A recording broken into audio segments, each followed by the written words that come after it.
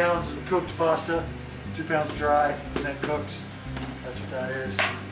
1 onion, a couple of bay leaves, butter. This is a half a pound, and then 3/4 of a half a pound of butter. And we need the other quarter for later. That goes in there, melt. Put our onions in there. And about 2 tablespoons of minced garlic. Chopped garlic, straight out of the thing.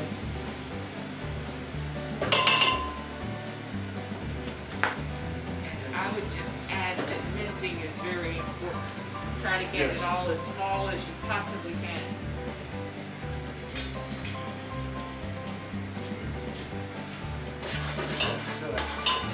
We're going to cook this for 3 or 4 minutes until the onions get soft, and then we'll add flour and milk and some salt and pepper.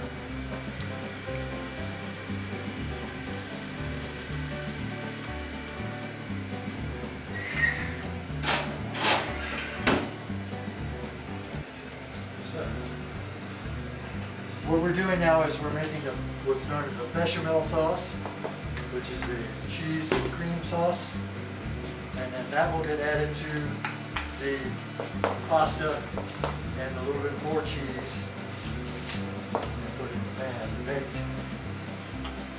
But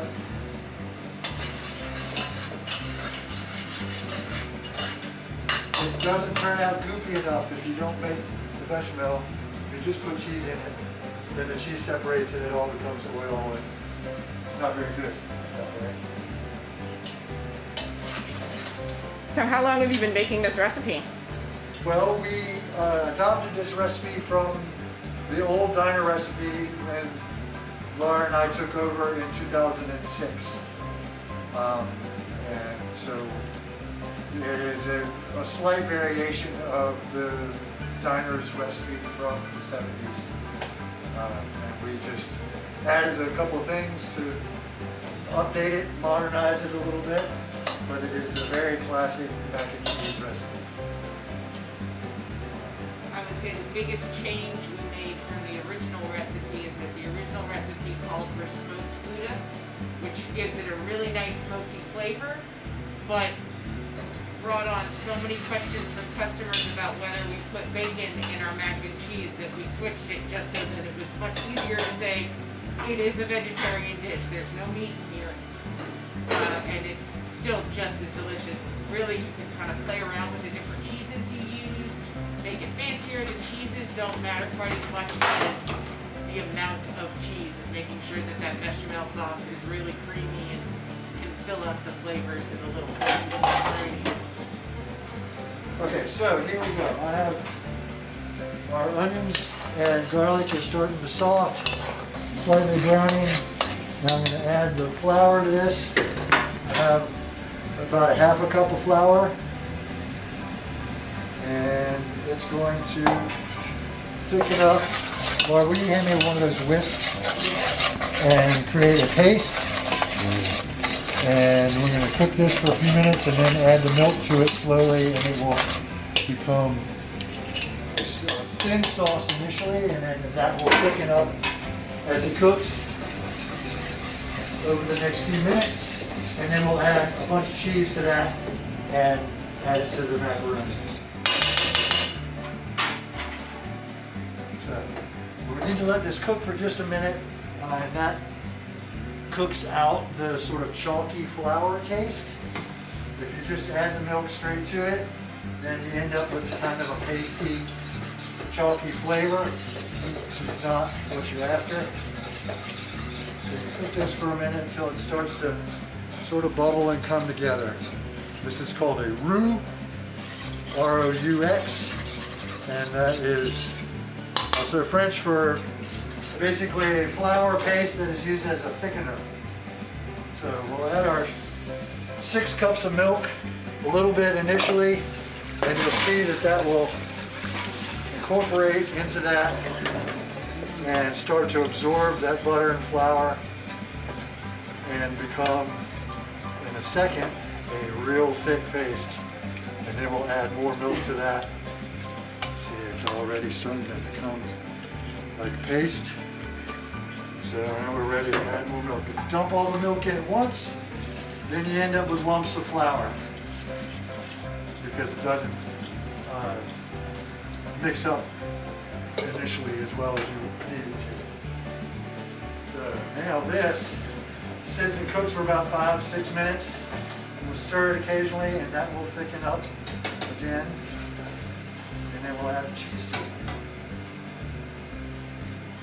Now we wait. And one other little note on cooking the macaroni is that pre-cook, you really want to make it al dente. So more so than you would if you were going to be cooking al dente pasta for yourself, you really want it just hard cooked because you are going to be baking it again. So that will help to absorb some of the moisture, excess moisture from the bechamel sauce. It will also put the flavor into the macaroni more because you haven't already cooked it. And it'll keep the form better once it's cooked and not turn it all into just a mush of cheesy, which, you know, if that's what you want, go for it. But it will keep the form better if you hard cook it rather than getting it closer to fully cooked. Okay.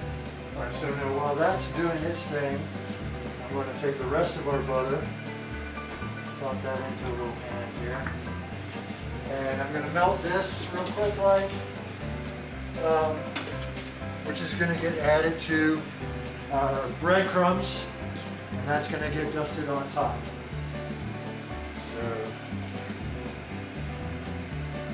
just need to melt this real quick. Give this a stir. Don't forget about it.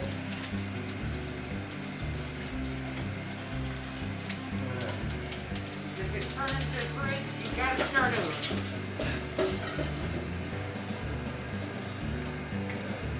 So are you of the ilk that when you make pasta like lasagna and stuff like that, you don't cook the noodles, you let the moisture from the mixture cook If I'm them? making lasagna, I don't cook the noodles. I'm of the ilk of, it depends on if you're using fresh pasta or dried pasta. Oh, okay. Dried pasta I would cook ahead of time. Fresh pasta will cook, you know, with just the liquid that's in the lasagna itself. If you bake dry pasta without cooking it first, it just becomes crunchy. You know, so it doesn't actually cook. Unless you use a lot of sauce. Right. Over sauce. You use enough sauce, it will cook. I had a roommate in college who cooked her pasta in a frying pan. In a frying In a pan? frying pan, she would just add enough water and then just cook it in a frying pan and it would absorb all of the water like rice. And then she would, you know, just add her sauce to it and eat it right out of the frying pan. She swore by it. I thought it was a little weird, but it worked. That seems a little weird to me. Yes, I'm with you.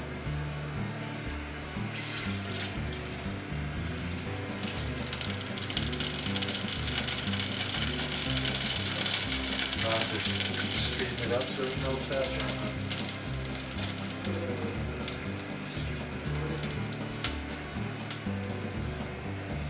Alright. So that's going to melt. Just sit there for a sec. We're almost here on this. Okay, so we can observe that it has started to thicken up. Ooh.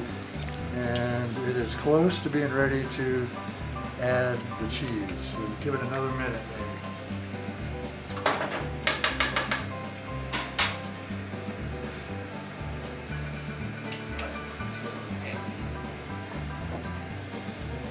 Okay, this is 1.5 pounds of cheese. What kind of cheese is it? It's a pound of cheddar and then 1/2 pound of Swiss and provolone mixed. Alright. We're going to take a handful of this. Doesn't really matter. It's about half of it, 1/3 of it maybe, and mix it straight in with the pasta, just straight up. And then that's just so that there's a little bit of extra goo, cheesy goo. Dry mac and cheese is just not a good mac and cheese. All right, so the rest of this, got this is nice and thick now. It's kind of like milkshake consistency. That's what we're after. And this is also when you are going to want to taste your seasoning for salt and pepper, because now's when you can change it. Once it's all mixed up in that, it's very difficult to adjust. So this is salt and pepper and a little garlic powder. It's a mix that we use in lots of things here at the diner.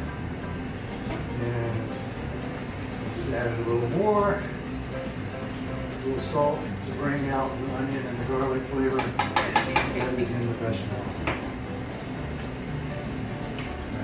That's good.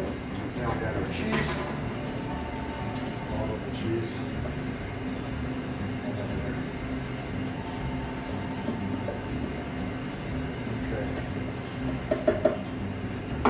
And this will melt into this and make a nice gooey, ready for your nachos cheese sauce.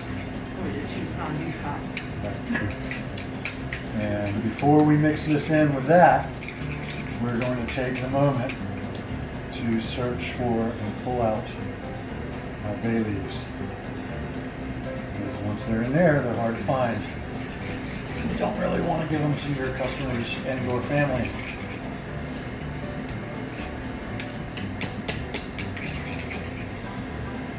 I always find that cheese sauces are the hardest to make because if you get the temperature wrong or leave it on for too long, the cheese starts to burn. They're going to separate. Yeah, and it'll separate and then it gets gross. Yeah. Yep. Yeah, it's one of those, you just have to pay attention to it the whole time you're doing it as much as possible until it becomes habit.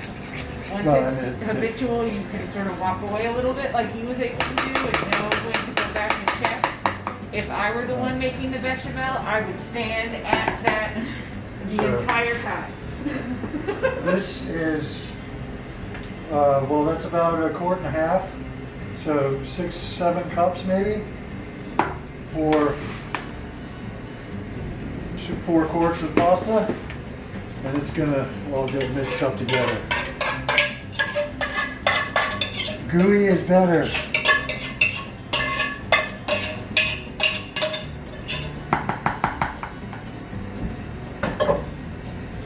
And give this a good stir. Throw it all over your table. Oh man. Alright, so now mix that all up in there. And the reason you want to mix in the butter with the breadcrumbs is so that it toasts up instead of just becoming a dry, crummy bit on top. It actually will create a nice crust, which adds a good texture to the finished And a product. nice crunch.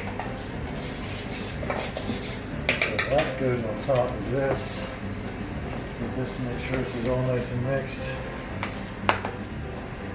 Now you can throw this into a bowl and eat it, That's just what I was thinking. but it's better if you cook it again. So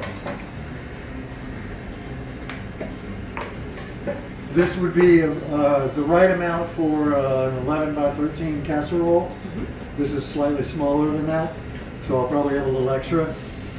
Very important to spray your pan, or you won't get your mac and cheese out of the pan. And pour it in. Push it down. You want to kind of mush it down in there and flatten it out. Not a lot of air bubbles in pockets.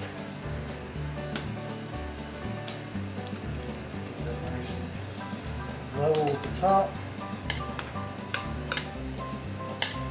And you can put this in another pan and do more, or you can snack on it, however you choose.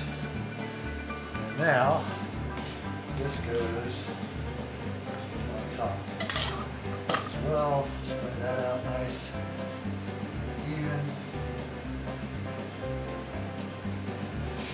And give it a healthy pat. Push those breadcrumbs down in there a little bit and flatten it all out. It helps squeeze out some of the air as well. So why don't you want air bubbles in there? It just makes it, it makes it so it falls apart when you try and take it out. In a restaurant situation, I'm looking for a nice, easy to control portion. And when it's crumbly, that's harder to control. So the more I can make it a block, the better it is for us. In a home situation, it wouldn't really make any difference. So our oven has been at 375 degrees. It's nice and warm, preheated. Pop this in with some tin foil. And it goes in the oven for 30 to 35 minutes. Set your timer, beep, beep, beep, beep, beep. When that goes off at 30 minutes, you're gonna take the tin foil off. Take off the tin foil. Stick it back in. Set your timer for 15 minutes. So it's a total of 45 minutes to bake. It comes out, you got a nice toast on your breadcrumbs. And they have crisped up to be kind of crunchy. And when you cut it out, you get a nice big block of mac and cheese for your dining enjoyment. Nice.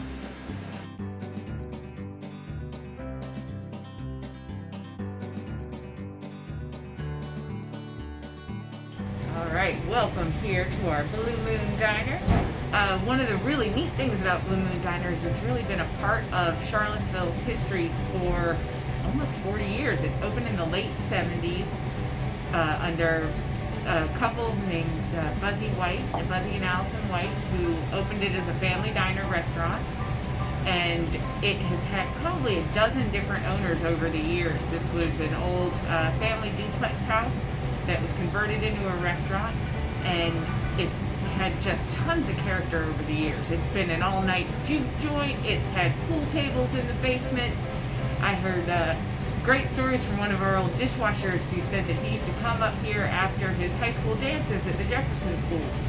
And we just love the interesting people who come here. You get neighborhood folks, you get tourists, you get students, you get really every walk of life comes through this wonderful little weird place. And we're really excited to be a part of the newest generation of conservators and caretakers for the diner.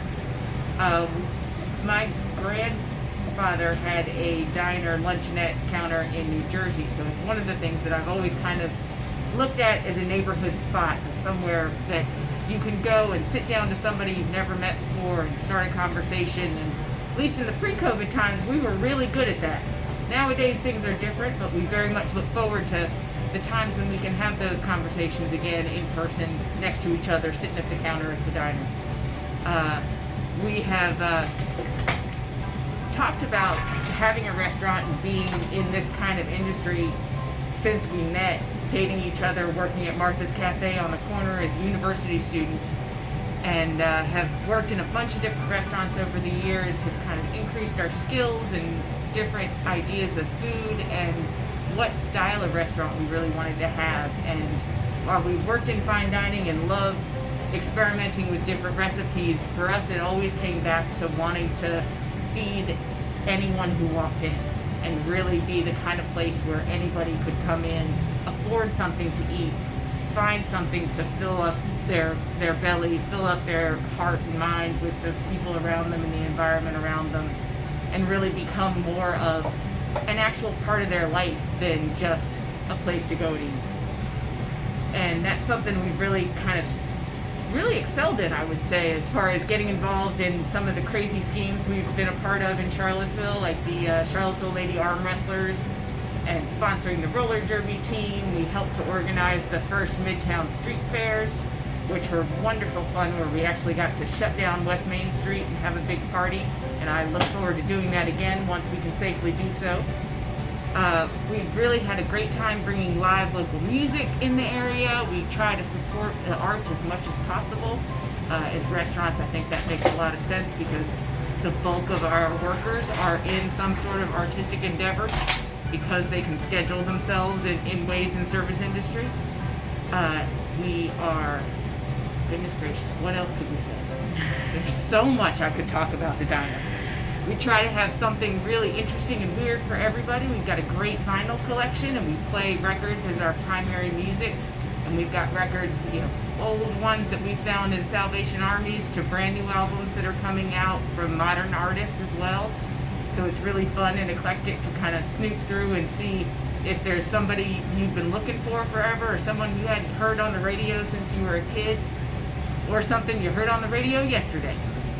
So we have a lot of fun kind of introducing people to new things and just sharing what we love with the community around us.